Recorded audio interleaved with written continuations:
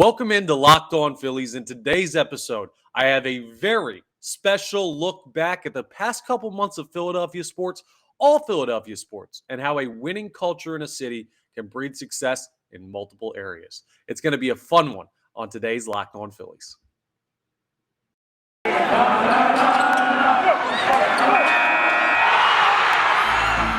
You are Locked On Phillies, your daily Philadelphia Phillies podcast. Part of the Locked On Podcast Network, your team every day.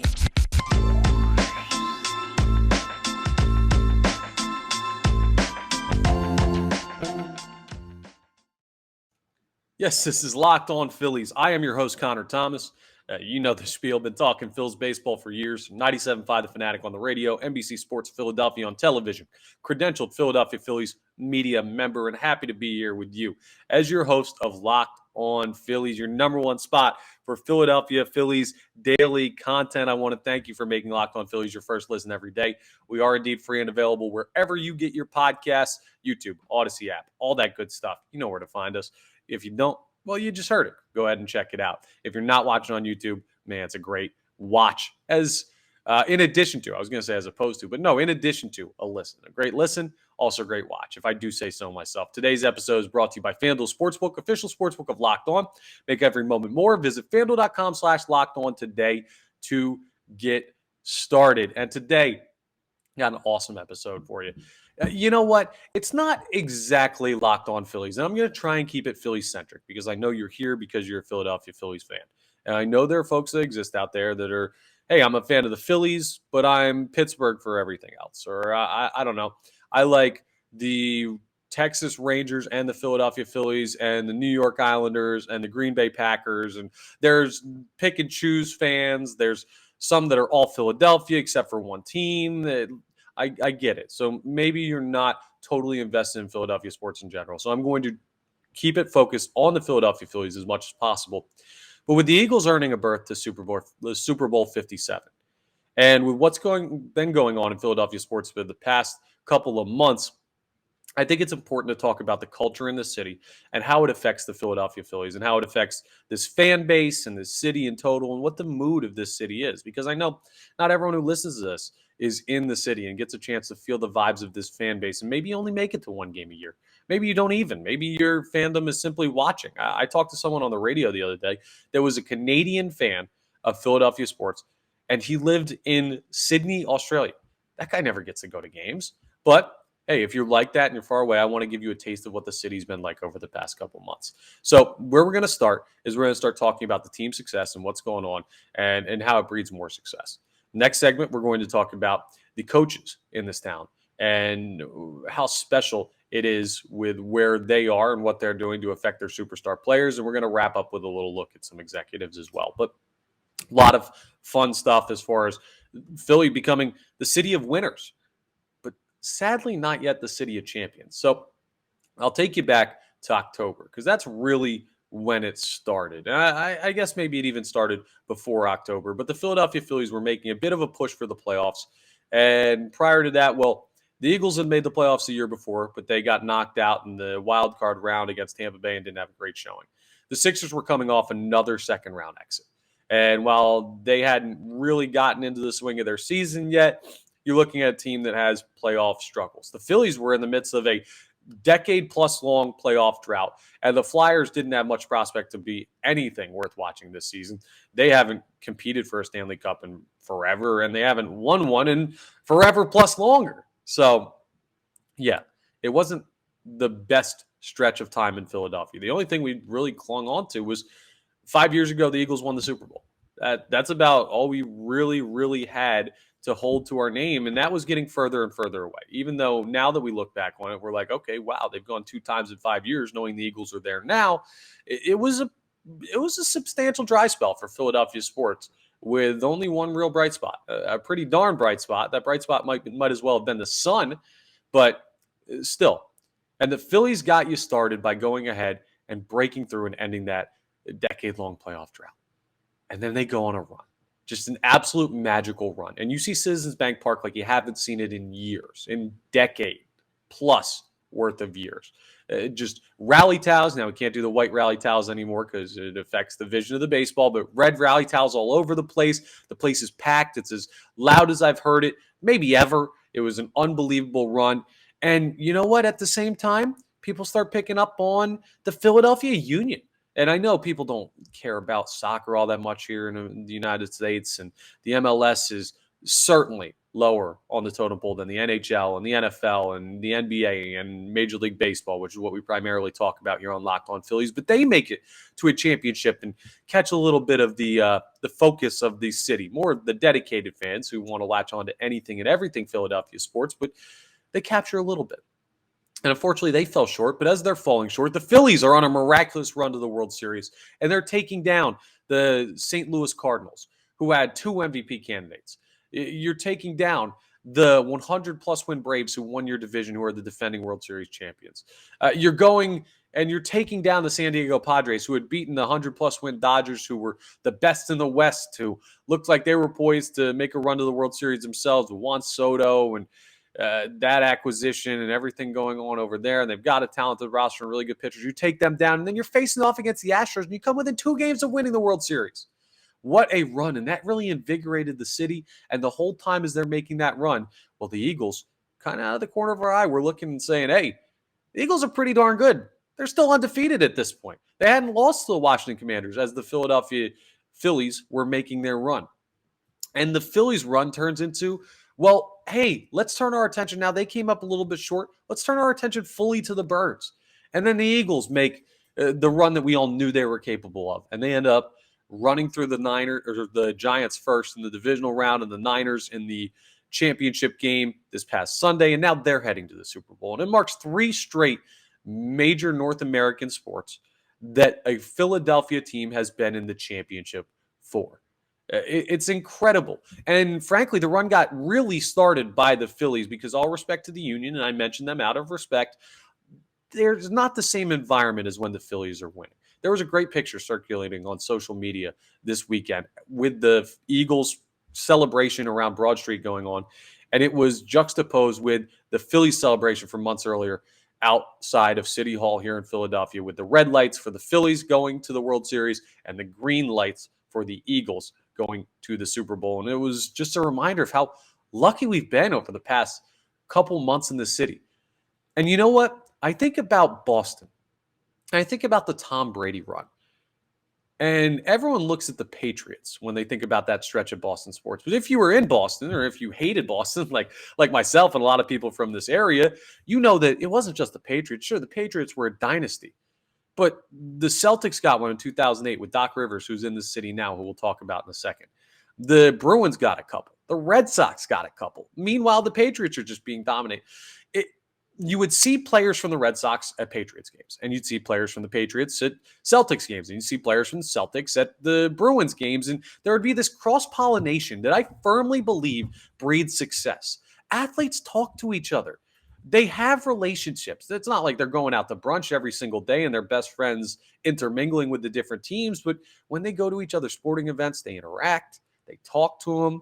There's a bit of a one-upping, if you will, a friendly competitive spirit. Like, you better believe Eagles players who watched the Philadelphia Phillies run were thinking, okay, that's what the city is like when a team can win. We're not going to let them have all the fun. We're going to make a deep playoff run and hopefully win a Super Bowl.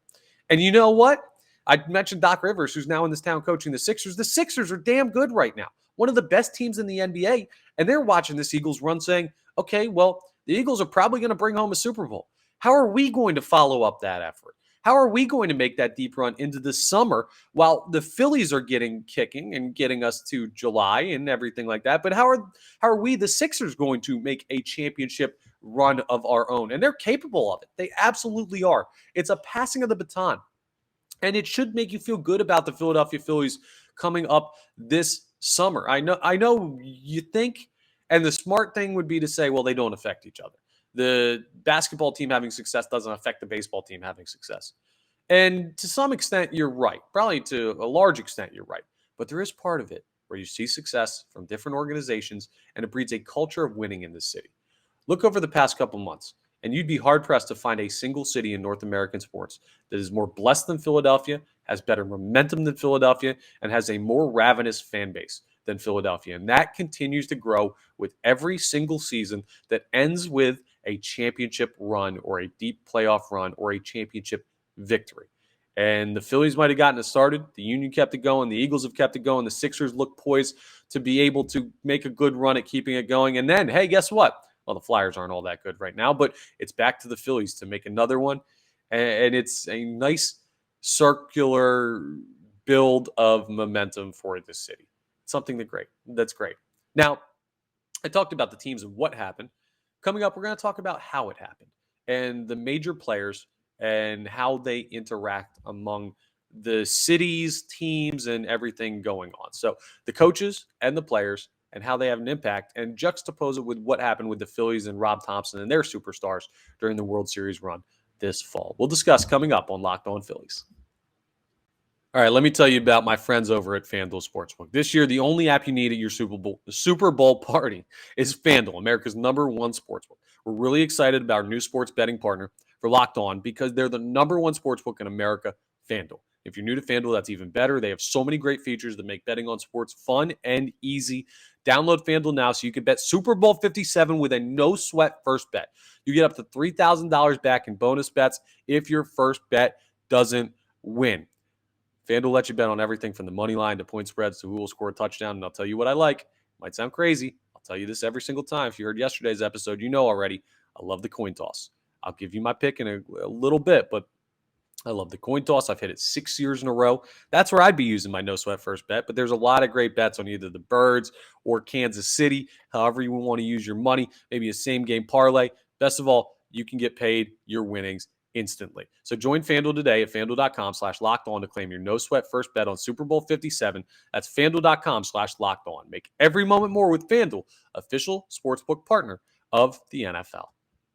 Okay, so who have some of the big players been in this run of success for Philadelphia? Well, let's start with the Philadelphia Phillies and then draw everything back to them. It really started a couple years ago when Bryce Harper got into this city. I know it takes a while for the dividends to pay, but you look at the other teams, right? How long has it taken for Joel Embiid to make a championship run? He still hasn't, and he's been here how long? Nearly like pushing up closer to a decade. He's closer to a decade than he is further away from it at this point. Jalen Hurts was drafted 3 years ago.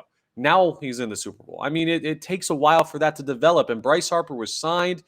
And then you have to build some more guys around him and get this team to a level where they're ready to compete. And you don't just have one superstar. But yeah, it starts with Bryce Harper. And then you also have guys like JT Realmuto. You have Rhys Hoskins, who's homegrown. You bring up some young guys like Alec Boehm and Bryson Stott.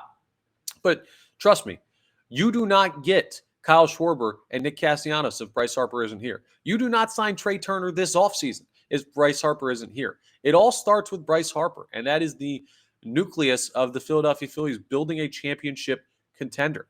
It's important, and you can see around the city, people want to play here in Philadelphia. Trey Turner took less money to come to Philadelphia over San Diego. He left more money on the table from that team, and he decided he wanted to play because they're a championship contender here. They are in San Diego too, but he saw the fan base. He saw how they embraced this team during the World Series run. He saw Bryce Harper here, who he knows. He saw Kyle Schwarber here, who he knows from their time in crossover in Washington. And they said, hey, let's go ahead. Let's get it done in Philly. Kyle Schwarber wanted to be here. Nick Castellanos wanted to be here, and they hadn't even seen it yet. They had seen Bryce Harper and knew that he was a guy capable of carrying a team deep into the playoffs because of his skill level. That's an important thing. I mean, you look at the Eagles this year, and it's more of a good job by Howie Roseman to bring in a bunch of players on contracts that play out very well, but they had a great culture. And I think a lot of people saw the A.J. Brown trade with him coming to Philadelphia from the Tennessee Titans and said, hey, A.J. Brown, Jalen Hurts, really good friends. Hurts has become, now he wasn't always, it wasn't as obvious because Harper was incredible down in Washington with the Nationals for years, and he was a prodigy. But Hurts has become that Harper-esque guy that guys are going to want to play with. And part of it played in this offseason to some guys like Hassan Reddick signing here, to Kaiser White signing here, to James Bradbury signing here, to going out and making the trade for Chauncey Gardner-Johnson and him being happy to be here in Philadelphia, still looking down the barrel of needing a new contract. Like all this stuff factors in. You look at the Sixers. James Harden taking less money to want to be here and play with Joel Embiid. For PJ Tucker to want to end up being here, who's been a part of a championship team in the past. For Montrezl Harrell to want to be here. Veterans want to play with these guys. It's great. So I guess the three-headed monster, because there's not really one for the Flyers, but the three-headed monster in Philadelphia of those guys is Harper, Hurts, and Embiid. Guys that have been here, taken a while to really reach their potential, but when they get there, people want to play with them. And you see the results of that. So that's another juxtaposition. And you could say that, well, yeah, Embiid was here first, but Harper was the first big free agent to come here to Philadelphia to say, hey, I'm choosing you. And then James Harden always said he wanted to be here, but he chose Philadelphia. Trey Turner chose Philadelphia. You got guys all over the place. A.J. Brown wanted to be here, but you have Hassan Reddick, who's been arguably the best defensive player in football that chose Philadelphia. I know he's a local guy, but still, it wouldn't just be coming to the Eagles if they stunk. You need to put a winner out on the field to get a player of that caliber. And yeah, so that factors in. And you know what keeps them here is great coaching. Rob Thompson and what he did with the Philadelphia Phillies was incredible, turning that team around from where Joe Girardi had them and helping them on a World Series run. He's as important to that team as any player on the field was because he got them to play together and he got the mentality right in the clubhouse and everything. Nick Sirianni, another guy that guys on the Eagles love to play for. Doc Rivers, we might have issues with him. The Sixers blew a huge lead last night and people rip Doc left and right for that. He's a guy that you'll get veterans to play for because he's won a world championship. He was part of, I talked about the Celtics when they won back in 2008 in Boston in that run. Yeah, he was the coach of that team. So he's got the pedigree. It's important to have good coaches in these towns. Jim Curtin of the Union, another one, so that when players get in here, they're not just, one, they're not misused. When they're put in the right position to success, to find roles, and that starts with the coaching staff and everything there, but that they're retained, that they don't become disgruntled, that they don't think, okay, well, I signed this huge contract, but I don't know, man, I'm going to force my way out, or I'm not going to play up to my potential here. My morale is too low. No, that's on the coaches to go ahead and make sure that you've got everything squared away, that these players are being used in the right way and you're making everyone gel. And Rob Thompson is probably what I would say the best example in the city because of how he turned around the team so quickly. Nick Sirianni took 2 years to turn around the team. Rob Thompson took, it seemed like 2 months to turn around that team to get to the point where they were playing good enough baseball to make it in the playoffs and then go on a deep run. But still, you see it in the coaches feed off each other. I see Rob Thompson all the time at Flyers games. I know Doc Rivers watches the Eagles. I know Nick Sirianni is always wearing his shirts for the Flyers and the Sixers and the Phillies. And you see the cross-pollination. You see Union players at the Eagles celebration the other night because they were at the game. It all breeds success, but that's basically the benefit that Philadelphia has had. And they're so good in so many spots. Great players and stars, great coaches. And coming up next, we're going to give a nod to a couple of great executives because really, the teams that we're talking about, you can see the difference. And it's not to take a super bad shot at the Flyers, but they're a bad organization right now, a really bad one. And for every good thing that I've mentioned about the other three teams in the city and why the Phillies and Eagles and Sixers are where they are and part of a championship caliber successful organization, you could point to the Flyers as them not having that. They don't have the superstar player that everybody wants to play with. Claude Giroux was never totally that guy, and they never really got him help, but he's gone now, and they don't have a player on the team of that caliber at this moment. They kind of have the coach in John Tortorella, but it's too early for him to make an impact, and they definitely don't have the GM in Chuck Fletcher. So, yeah, you're looking at a situation where other teams in baseball don't have this, and they pale in comparison to the Philadelphia Phillies and what's going on here. But it is a cyclical thing. It's a cultural thing. And while it plays in with the manager and the players on the field, maybe you could make the argument that it starts with the folks in the front office who hire all these people and make these decisions along with the ownership group, who we'll give a nod to as well. And that's where the ethos of all of this truly is. We'll give the nod to some executives coming up as we wrap up this Philly special episode of Locked On Phillies. Are you craving something healthy? You craving something that tastes good? Let me tell you a little bit about Built Bar. Okay, we just got through the holidays. I know my goal, lose a little bit of weight, eat better. I'm sure there's a lot of people out there like me. Well, you got to try Built Bar. With Built, healthy is actually tasty. They're amazingly delicious. Listen to this. 100% real chocolate. Yes, real chocolate covers every Built Bar. Some of these flavors are amazing. Churro, peanut butter brownie, coconut almond. I'm not sure how Built Bar does it, but the numbers on those two, only 130 calories, 4 grams of sugar, 17 grams of protein. That's wild. There's 4 times more grams of protein than there are grams of sugar. More than that, actually. More than 4 times. That's great. Now, you don't need to wait around to get a box before. You'd have to order them, wait for the mail to send them. No. Now you can go to your local Walmart, go to your Sam's Club. Walmart, they'll have them in the pharmacy section. Sam's Club, you can find them where you get your other protein bars, and you can get a 13-bar box at Sam's Club if you want to go in bulk, 4-bar boxes at Walmart. It's so easy. Go ahead and get a Built Bar, meet your New Year's goals, and thank me later. All right, let's round out with a nod to some executives in this town because, man, Dave Dombrowski, first of all, we talked about it in our Hall of Fame episode. He's going to be a baseball Hall of Famer one day because he's been that good. And he really was the one that pushed the Phillies over the top, right?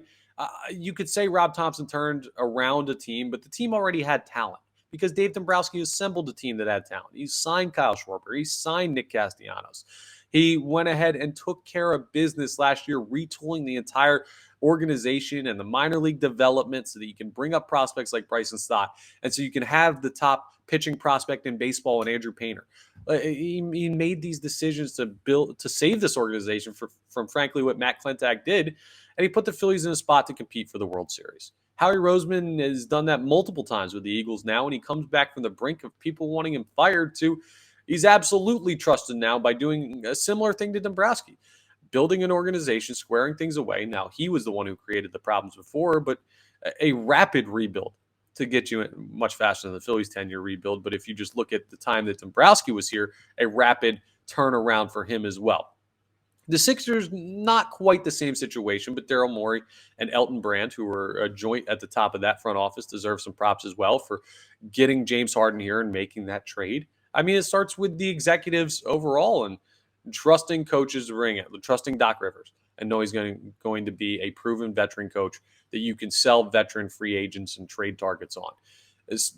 Hiring Nick Sirianni is something that Howie Roseman and Jeffrey Lurie combined on that looks like an absolute win since basically the moment he took over after that first press conference.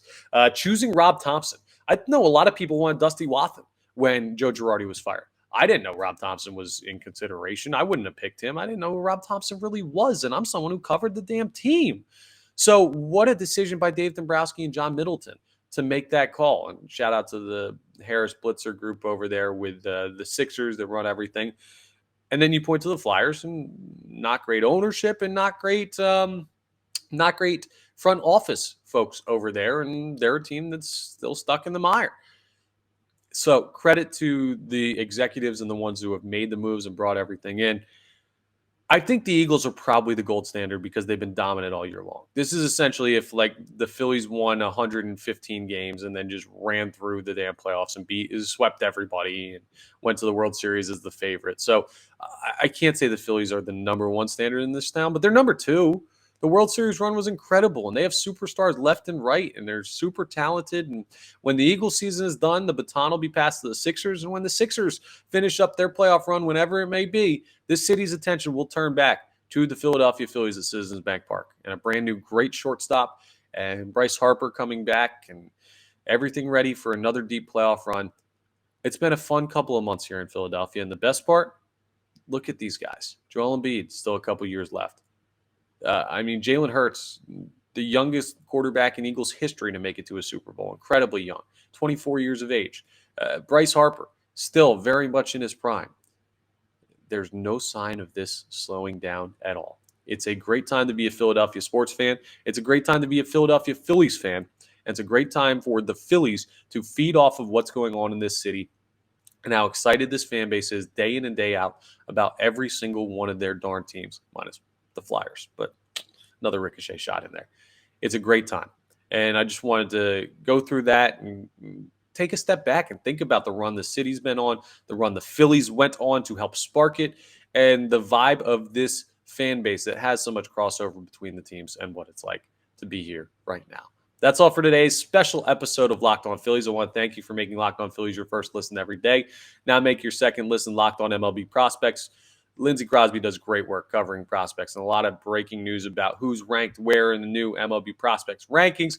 He's got so much great information coming out. Check out Lindsey's work over on Locked On MLB Prospects, wherever you get your podcast, YouTube, Odyssey app, all that good stuff. That's where you can find Locked On Phillies as well. Make sure you're rating, reviewing, subscribing, doing all those good things. I appreciate it, and I will talk to you on our next episode of Locked On Phillies.